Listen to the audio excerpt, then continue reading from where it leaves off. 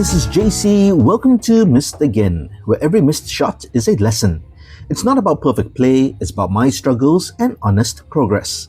Today I'm going to talk about side spin, or applying English to a cue ball when shot making.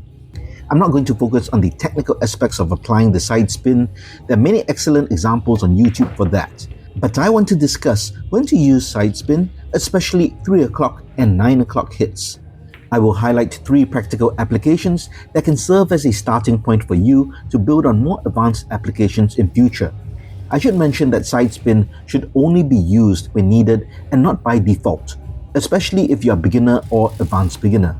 If possible, avoid side spin if that is an option, as side spin only complicates things and requires extra care in cue ball control or compensation for the effects of side spin. But I'll cover all these in this video, so let's get started. The first common use of side spin is for cue ball positioning, specifically to manipulate the rebound angle of the cue ball off the cushion. Here's a layout where you have to get from the yellow 1 ball to the blue 2 ball and finally the 9 ball. If you use a center ball hit to pocket the 1 ball, the cue ball will travel forward, hit the long cushion and rebound towards the 2 ball. The problem is that the 9 ball is in the way, but let's give it a shot and see what happens. As you can see, after the shot with the center ball hit, the cue ball travels approximately 30 degrees after contacting the 1 ball, hits the rail and collides into the 9. Technically, I still have a shot on the 2 ball, but now I have to take it in the further corner pocket and bridge over the 9, making for a much more difficult situation than needed. Let me reset and take the same shot but with side spin. I'm going to shoot with left spin at 9 o'clock so that the cue ball will spin out to the left after contacting the cushion and widen the rebound angle. My goal is to get on the right side of the 2 ball so I can get naturally onto the 9 ball. When shooting side spin, especially at slower speeds, you have to compensate for spin-induced throw to pocket the object ball. In this case, if I hit at 9 o'clock on the cue ball to create left spin, it will transfer right spin to the object ball, causing it to be thrown to the right. I'll discuss this in the next section, but for now, we'll focus on using side spin to get cue ball position. Notice how the cue ball spun out to the left. Unfortunately, my speed control was not ideal and I ended up further to the right than intended. I now have to play a recovery shot to pocket the 2 ball and get in position for the 9. But my speed control again was not ideal and I have an awkward shot on the 9. I would have wanted to stop either earlier or later for an easier shot. Now I have to play another recovery shot.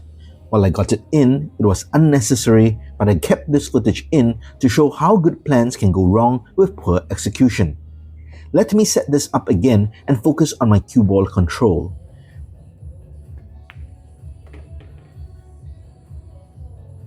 This time, my speed control was quite ideal. I landed just to the right side of the 2 ball and pretty close. I performed a stun run-through shot to pocket the 2 ball and hold position for the 9. This leaves me with a high percentage straight-in shot on the 9.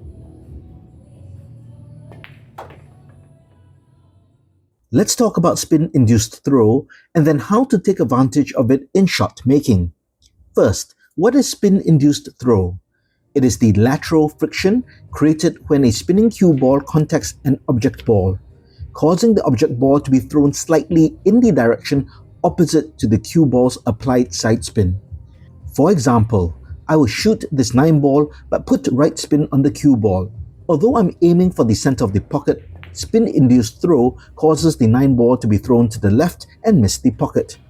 Throw is especially apparent when the distance is far, the speed is slow, and there's a significant amount of spin put on the balls.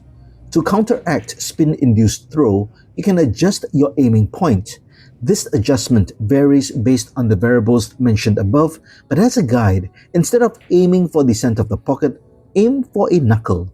In this case, I'm shooting with right spin, so I aim at the right pocket knuckle so that when the object ball is thrown to the left, it falls into the center of the pocket. Now let's see how you can use spin-induced throw to your advantage. Here's an unlikely ball layout, but it's just a demonstration of the technique. The balls are positioned such that the cue ball can contact the 9 ball, but due to the angle, it cannot pocket the 9 ball with a center ball hit as I demonstrate here. This is a scenario where you can use spin-induced throw to your advantage. In this case, I need the object ball to travel more to the right in order for it to be pocketed. So I'm going to hit the cue ball with left spin to throw the object ball to the right. I use a soft hit to maximize the throw.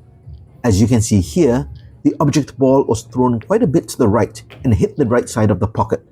If the object ball was a further distance away, I either have to reduce spin or hit the ball fuller, otherwise the object ball will miss on the right side of the pocket. Finally, let's look at using side spin to pocket an object ball that is frozen to a rail. This is a common scenario where you have an angled shot on a ball on a rail. Conventional instruction is to hit the cushion and the object ball at the same time. This works at certain angles, but you have to be very accurate. It is very easy to miss, especially at longer distances. Due to shadows, parallax error, and just the distance, it is harder to gauge and get that exact hit. A better approach is to instead kick in the ball using inside English. The cue ball will spin, in this case counterclockwise, hit the cushion and spin out to the right and kick the object ball into the pocket. So when you execute the shot, you're shooting at the cushion just before the object ball. If hit correctly, especially at pocket speed, the object ball should always drop into the pocket. Here's another scenario with the same shot, but you need to get position for the next ball on the other side of the table. So you will combine two things shown in this video: the kick shot to pocket the one ball, and using side spin to open up the rebound angle of the cue ball off the cushion to get position on the next ball. You perform the exact same shot as before, but use a bit more speed. The side spin will not only pocket the object ball, but spin it out to the other side of the table. Now we are set up for the exact same shot as I just shot, but shooting on the left side of the object ball instead. Shoot with left spin and kick the object ball in as before. Well, that's it for this video. I hope you enjoyed it and have a better idea of when to use side spin for cue ball positioning and shot making. When using spin, unfortunately, a lot of the execution is based on experience and feel. This can be unhelpful to beginners or advanced beginners, but because there's so many variables and it is a finesse shot, that is the reality. As you could see in this video, at many times that I went out of position due to poor cue ball control, even though the correct shots were made. However, every run begins with a single shot, so just keep at it. If you liked this video, please give it a thumbs up. And if you like the content in general, please subscribe to the channel and hit that notification bell. Every miss makes us better, so let's grow together. My name is JC. Try not to miss again.